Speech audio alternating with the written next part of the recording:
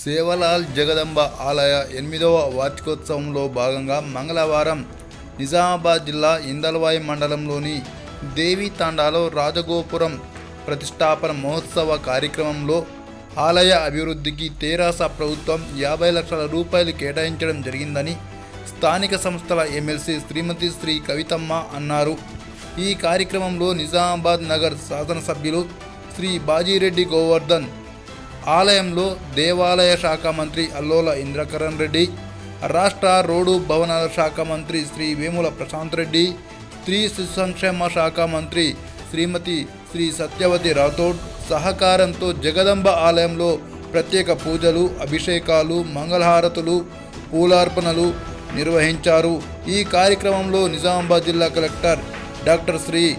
Narayana Reddy, Kamareddy ZP chairman, నగర mayor Neetu Kiran, Nizamabad జిల్లా పరిషత్ ఆర్థిక ప్రణాళిక సభ్యులు శ్రీ బాజిరెడ్డి జగన్మోహన్, జిల్లా DCM chairman Sambari Mohan, Sevalal Maharaj temple trust chairman Shrimati Anitha Naik, స్థానిక ఎంపీ రమేష్ నాయక్, టీఆర్ఎస్ నాయకులు, కార్యకర్తలు తదితరులు పాల్గొన్నారు.